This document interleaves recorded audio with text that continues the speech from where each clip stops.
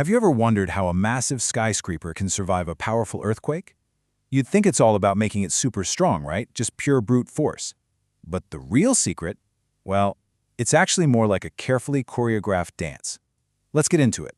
All right, so first things first, we've got to understand what we're actually up against. Because an earthquake isn't just some simple push from one direction. Oh no, it's way more complex and way more chaotic than that. You see, the ground doesn't just shake back and forth in a nice, neat rhythm. It's not like that at all.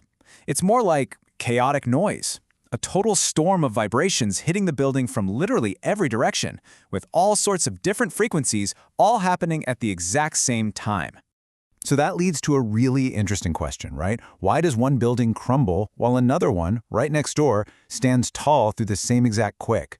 Well, the answer comes down to something we've all seen, probably without even thinking about it. It's a little thing called resonance.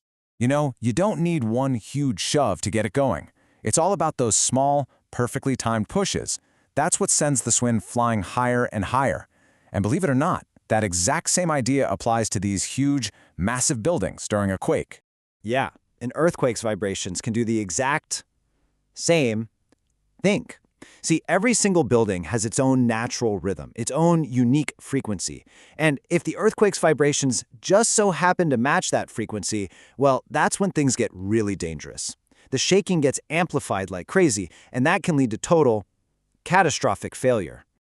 So, to stay out of that danger zone, what do engineers do? They start by studying the ground itself. They use these incredibly detailed maps to figure out the unique seismic fingerprint for a specific location. It tells them exactly what kind of shaking to expect, which frequencies are likely to pop up, and that is the absolute first step to designing a building that can actually make it through. And this brings us to the core idea behind all of modern seismic design. Because it turns out, just making a building as stiff and rigid as you possibly can, that's not the answer. So, what's the alternative? Well, the solution is pretty clever and honestly a little counterintuitive. We actually let the building move. We design it to be flexible. Think about it this way. You take a dry, brittle noodle and it just snaps, right? Instantly. But a paperclip is ductile. You can bend it back and forth and it just absorbs all that energy without breaking. In a quake, we want our buildings to act a lot more like that paperclip and a lot less like that noodle. Okay, and this right here, this illustrates the most important point of all. On the right, you see a total disaster. The columns have failed and the whole thing comes down. But look at the left. That's the smart design. Engineers have intentionally made the beams the weak point. They're like fuses in a circuit board. They're designed to fail first, to sacrifice themselves to protect the columns, which are holding the whole building up. It's a controlled failure, and it's what keeps the building standing just long enough for everyone to get out safely. Okay, so how do we take this amazing, life-saving idea and turn it into actual rules and standards that engineers can follow?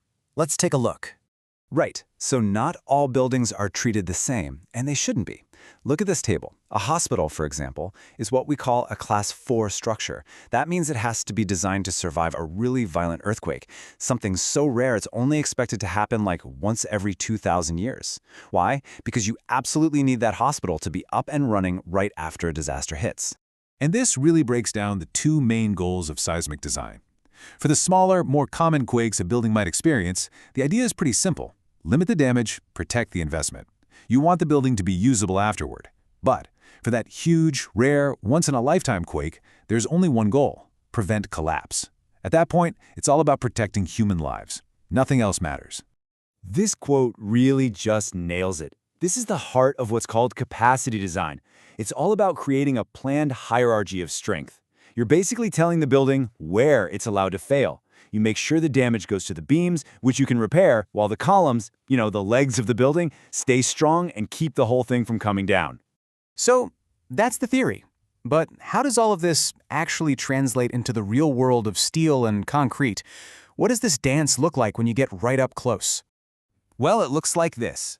You're looking at the very heart of a seismic-resistant structure. The key thing to see here is all that dense steel reinforcement. Those tightly packed hoops, they're called stirrups. You find them especially at the joints where beams and columns meet. They basically act like a corset, squeezing the concrete core and holding it all together, even under massive pressure. This is what allows it to bend and deform instead of just shattering into pieces.